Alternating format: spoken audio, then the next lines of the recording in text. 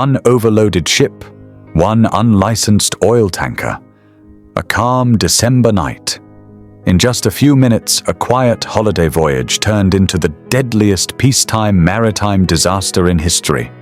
A tragedy that killed over 3 times as many people as the Titanic. Yet, outside the Philippines, almost no one knows its name. December 1987. The Philippines. Thousands of people pack into a ferry to head home for the holidays.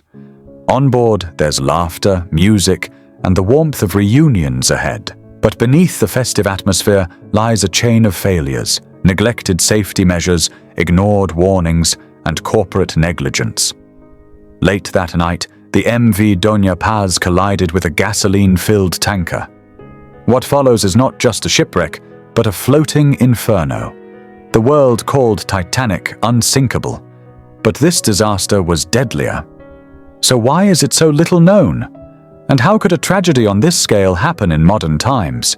But before we dive in, kindly like and subscribe to this channel for more thrilling videos.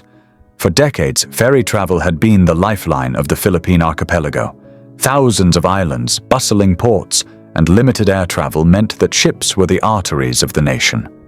Among them was the MV Doña Paz, a passenger ferry operated by Sulpicio Lines, one of the largest ferry companies in the country. The Doña Paz began her life far from the Philippines. Built on the 25th of April 1963 by Onomichi Zosen of Onomichi in Japan as the passenger cargo vessel Himayuri Maru, she was later sold, renamed, and repurposed for Philippine inter-island service. In 1979, she caught fire, a blaze that left her gutted and written off as a loss. But she was rebuilt, refitted, and returned to service. Despite the name Doña Paz, meaning Lady Peace, the ship carried a reputation for overcrowding and lax safety, problems common in the ferry industry at the time.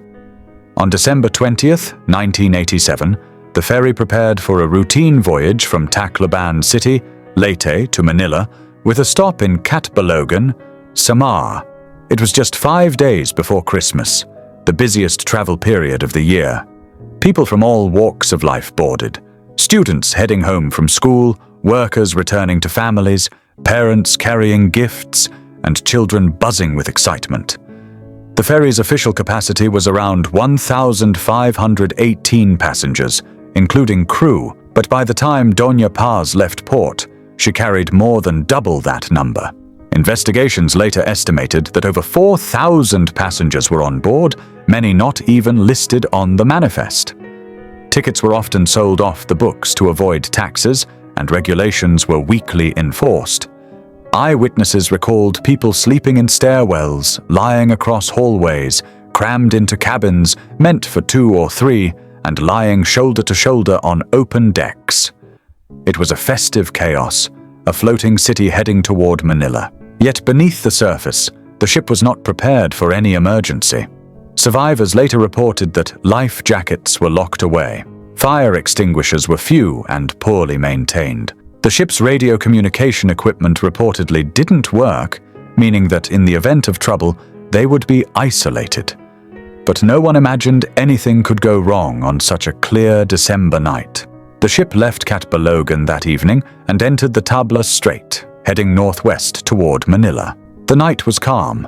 Most passengers settled down to sleep. On the bridge, only an apprentice officer was on duty. The captain and senior crew were reportedly drinking beer and watching a movie. Everything seemed routine, but at 10:30 p.m., that illusion shattered. While the Doña Paz steamed toward Manila, another vessel moved through the same waters, the MT Vector, a small oil tanker. But Vector was no ordinary ship. It was a disaster waiting to happen. The Vector carried over 8,800 barrels of gasoline and other petroleum products, highly flammable cargo that demanded extreme caution. But investigations later revealed a stunning fact.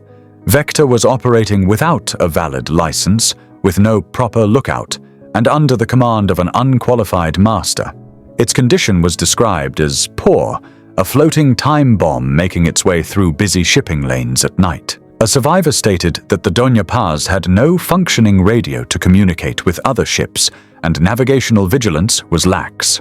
With only an apprentice at the helm and no radar guidance, the ferry continued at full speed through the dark waters. At the same time, Vector's crew, inadequately trained and understaffed, failed to maintain proper lookout or signal their position clearly. Two ships, one overloaded with passengers, one loaded with fuel, were on a collision course, neither properly prepared to avoid disaster. Like the engineers warning NASA about O-rings in the cold, the warning signs were there already. Overcrowding, broken communications, poor maintenance, lax enforcement, but no one acted.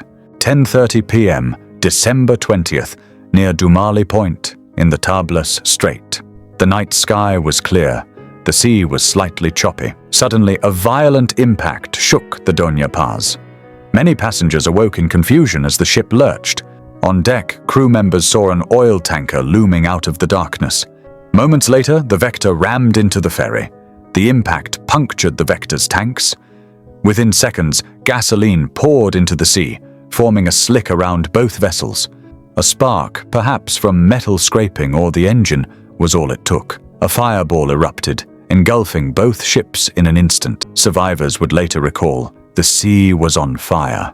Flames spread quickly across the water, climbing up the sides of the Doña Paz. The lights went out, and the ship was thrown into darkness, lit only by the burning fire outside. Panic spread fast. People ran through halls filled with smoke, calling out for family, tripping over bags and bodies. Also, an eyewitness recalled that the life jackets were locked away, leaving passengers with no way to protect themselves. There was no guidance from the crew. The officers, who had been drinking earlier, were just as confused as everyone else. No evacuation orders were given, and not a single lifeboat was launched. Within minutes, the entire ferry was ablaze. Passengers trapped inside were incinerated.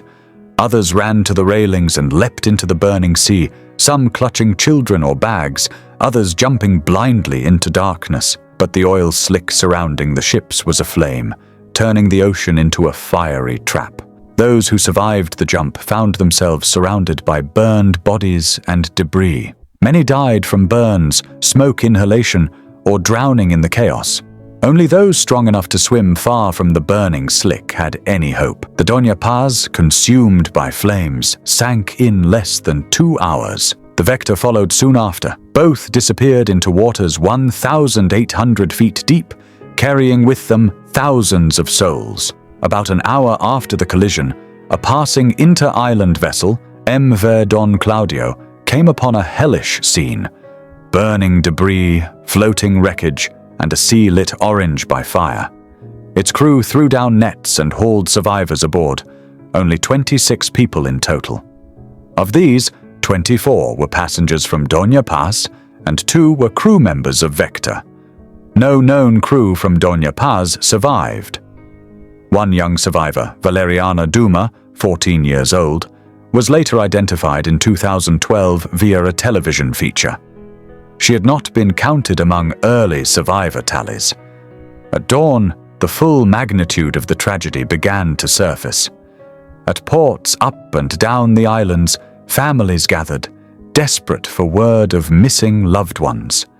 The official manifest listed about 1,493 to 1,583 passengers, plus crew, aboard Doña Paz. But thousands remained unaccounted. Based on court records, settlement claims, and investigations, government task forces and experts later estimated that 4,342 passengers may have been aboard. Subtracting survivors and adding crew yields an estimated death toll of about 4,374 from Doña Paz, plus 11 crew from Vector, bringing the total to approximately 4,385 lives lost. For context, the RMS Titanic's fatality count is generally estimated at around 1,500, making the Doña Paz disaster nearly 3 times as deadly. That scaling underscores why many analysts call it the deadliest peacetime maritime disaster ever recorded. Yet globally, the incident is far less known. Happening just before Christmas in Southeast Asia, it did not receive the sustained international coverage the Titanic did. There were no blockbuster films or sweeping memorials. It remains a catastrophic tragedy many have yet to hear about. In the investigation and legal accountability, the Philippine Board of Marine Inquiry and related investigative bodies placed primary fault on the Vector. They found it was operating without a valid license, with insufficient crew, lacking a proper lookout, and in poor condition.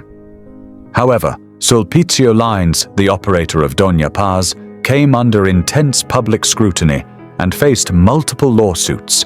Survivors and families gave testimony accusing the Doña Paz crew of negligence, including locked life jackets, absence of effective leadership during the disaster, ignored overcrowding, and failure to maintain communications.